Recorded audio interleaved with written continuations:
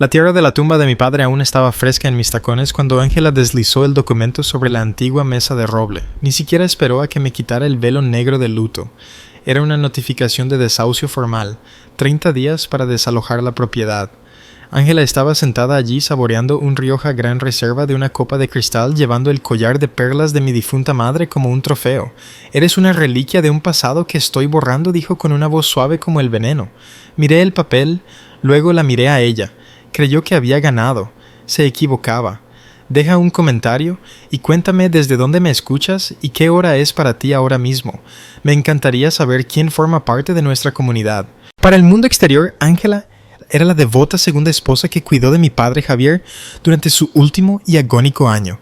En realidad, era un parásito que finalmente había matado al huésped. Durante los últimos 12 meses, lo había aislado sistemáticamente en el ala este de la finca Viña Dorada, despidiendo a las enfermeras que yo contrataba y reemplazándolas con personal que solo respondía ante ella.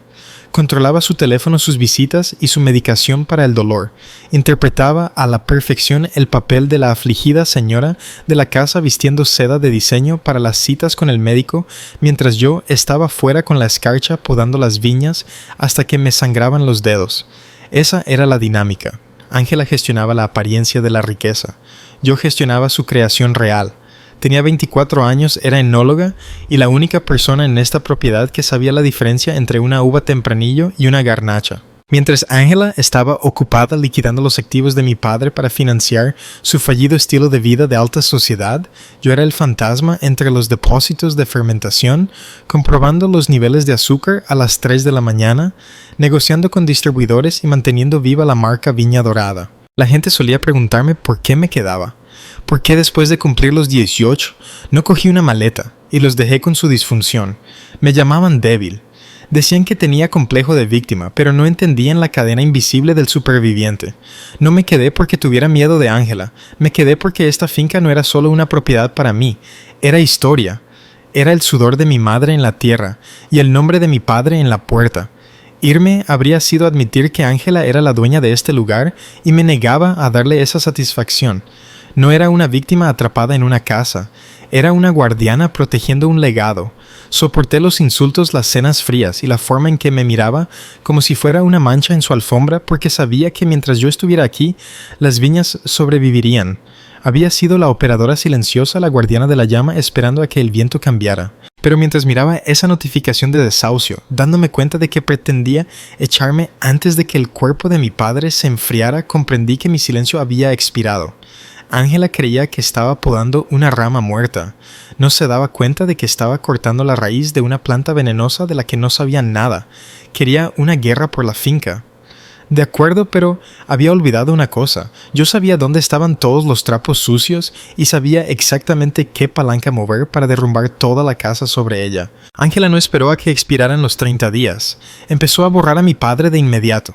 La mañana después de entregarme la notificación, el portazo de una furgoneta me hizo salir al porche. Un vehículo de una casa de subastas de lujo estaba aparcado en el camino de entrada. Observé desde la ventana de la cocina cómo dos hombres con guantes blancos sacaban los sillones de cuero vintage de mi padre, su colección de mapas antiguos de las rutas comerciales y el escritorio tallado a mano donde había firmado la escritura original de esta tierra. Ángela estaba en el porche señalando y dirigiendo con una copa de cava en la mano a las 10 de la mañana. Estaba liquidando su memoria para financiar su futuro. Salí fuera. «¿Qué estás haciendo?», pregunté con la voz tranquila pero tensa. «No tienes derecho a vender eso». Ángela se rió, un sonido agudo y quebradizo. «Tengo derecho a venderlo todo, querida. Soy la cónyuge superstite.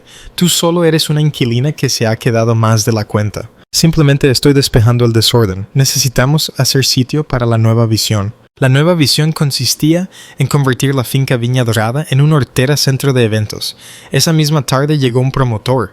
Era un hombre escurridizo con un traje barato que miraba las viñas como si fueran malas hierbas. Oía a Ángela contarle sus planes. Quería arrasar la parcela sur, las cepas de tempranillo más antiguas de la comarca, para construir un aparcamiento de hormigón y un pabellón de bodas.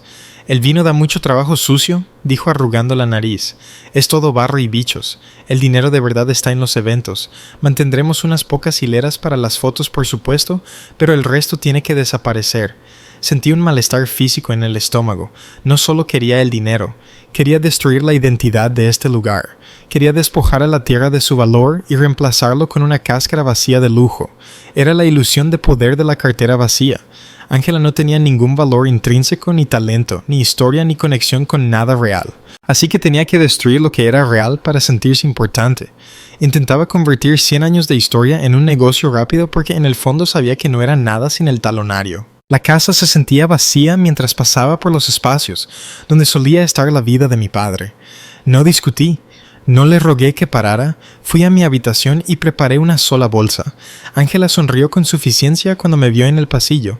¿Por fin te vas?, preguntó. Bien, asegúrate de llevarte tu basura contigo. Le devolví la sonrisa. Acabo de empezar, Ángela. Disfruta de las vistas mientras duren. Me retiré al calado. Era el único lugar de la finca que Ángela nunca visitaba. Hacía demasiado frío, estaba demasiado oscuro y demasiado lleno del trabajo que ella despreciaba. El aire olía a roble, a tierra y a paciencia. Este era mi santuario. Pasé junto a las hileras de barricas hasta la pared del fondo, hasta una caja de madera específica marcada como 1998. Era el año en que nací. Mi padre había guardado 12 botellas de gran reserva ese año, diciéndome desde que era niña que las abriríamos cuando cambiara la estación. Bueno, la estación había cambiado. Ahora era invierno, un invierno largo y duro. Abrí la tapa de la caja. Dentro, anidado en la paja, no había botellas de vino. En su lugar había una pesada caja de seguridad ignífuga y un sobre grueso con mi nombre escrito con la caligrafía de mi padre. Me temblaban las manos al cogerlo. Me senté en el frío suelo de hormigón y lo abrí. Sofía, comenzaba la carta, si estás leyendo esto es que ya no estoy, y si estás aquí abajo significa que Ángela ha hecho exactamente lo que temía que hiciera. Leí las palabras y por primera vez desde el funeral lloré no de pena, sino de alivio. Mi padre no había estado ciego, lo había visto todo. Escribió sobre las noches en que fingía estar dormido mientras Ángela me menospreciaba. Escribió sobre las notificaciones del banco que vio, pero nunca mencionó rastreando el dinero que ella desviaba de las cuentas de explotación. Explicó su silencio. Estaba enfermo, Sofía. Demasiado enfermo para luchar una guerra en dos frentes. Si la hubiera confrontado en vida, habría convertido tu vida en un infierno y podría haber encontrado una manera de impugnar el testamento antes de que pudiera asegurarlo. Así que interpreté el papel del viejo moribundo y tonto. La dejé pensar que estaba ganando. La dejé pensar que tenía el control. Fue lo más difícil que he hecho en mi vida. Verte tratada como una sirvienta en tu propia casa. Pero necesitaba tiempo. Necesitaba construir una fortaleza que ella no pudiera derribar. La carta lo detallaba todo. El silencio no era debilidad, era una estrategia. Él había sido el guardián silencioso soportando su propia forma de tortura para asegurarse de que cuando llegara el momento yo tuviera el arma que necesitaba. Siento no haber podido protegerte a viva voz, escribió, pero te he protegido legalmente. Dentro de esta caja está la llave del reino. Llévasela a Ricardo y recupera nuestro hogar. Me sequé los ojos, las lágrimas habían desaparecido. En su lugar había una determinación fría y dura. Me puse de pie, aferrando la caja de seguridad a mi pecho. Ángela estaba arriba planeando pavimentar mi herencia. Se creía la reina del castillo. No sabía que el rey había dejado las llaves en la mazmorra. Conduje directamente al despacho de abogados de Ricardo, el albacea de mi padre y su amigo más antiguo. La pesada caja de seguridad ignífuga iba en el asiento del copiloto como un pasajero silencioso. No llamé antes. Pasé junto a la recepcionista y entré directamente en su despacho. Ricardo levantó la vista de su escritorio, vio la caja en mis brazos y dejó escapar un largo y profundo suspiro. No parecía sorprendido, parecía aliviado. Se levantó y cerró la puerta con llave detrás de mí. Nos sentamos en silencio mientras yo introducía el código que mi padre había dejado en la carta. La caja de seguridad se abrió con un silbido. Dentro había una única memoria USB y una copia impresa de un documento encuadernado en papel legal azul. Ricardo cogió el documento. Se ajustó las gafas escaneando las páginas que claramente había ayudado a redactar años atrás. Este es el fideicomiso irrevocable, dijo con voz firme y profesional. Tu padre transfirió la totalidad de la finca Viña Dorada, la bodega, los derechos de la marca y la tierra a un fideicomiso a tu nombre hace 3 años. Técnicamente, Ángela ha estado viviendo en tu casa durante 36 meses. No tiene ningún derecho sobre la propiedad. Ninguno. Asentí, me lo esperaba. Mi padre había insinuado algo sobre la propiedad, pero nunca supe los detalles. Pero entonces Ricardo pasó la página. Pero eso no es todo, Sofía. Hay un anexo. Lo llamamos una cláusula de penalización.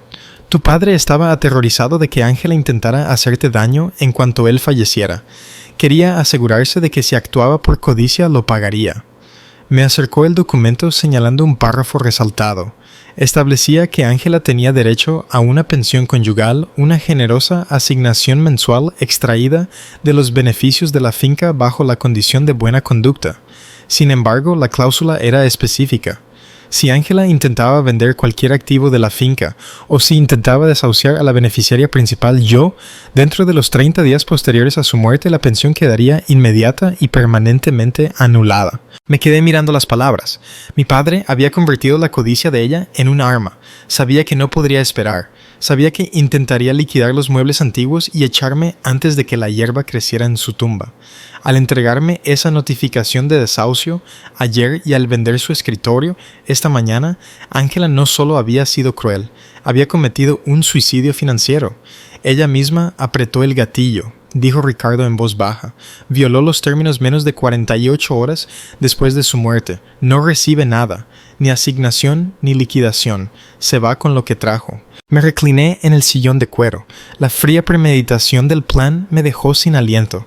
Mi padre no solo había construido un escudo, había construido una guillotina y había esperado a que Ángela metiera su propio cuello bajo la cuchilla. Miré a Ricardo. «¿Cree que va a vender la casa mañana?», dije. Ricardo sonrió, una expresión afilada de tiburón que nunca le había visto antes. Entonces, sugiero que vayamos a decirle que está en propiedad ajena. A la mañana siguiente, exactamente 24 horas después de que me hubiera entregado la notificación de desahucio, entré en la cocina. Ángela estaba allí, ya vestida con un traje sastre, sentada con una mujer que reconocí como una agente inmobiliaria de alto standing. Se reían mientras tomaban café discutiendo precios de venta y estrategias de presentación. La silla de mi padre estaba apartada a un lado, reemplazada por unos taburetes modernos y elegantes que desentonaban con las rústicas paredes de piedra. Ángela levantó la vista con una sonrisa tensa y displicente. «Buenos días, Sofía. Te presento a Brenda. Me está ayudando a preparar la propiedad para el mercado. Supongo que estás haciendo las maletas. Solo te quedan 29 días». El silencio fue mi primer movimiento. Caminé hacia la cafetera, me serví una taza y me senté en la silla de mi padre, arrastrándola de nuevo a la cabecera de la mesa. Los ojos de Ángela se entrecerraron. «Perdona», dijo. «Estoy en una reunión. Me temo que tu reunión ha terminado», dije con voz tranquila. Deslicé una sola hoja de papel sobre la mesa.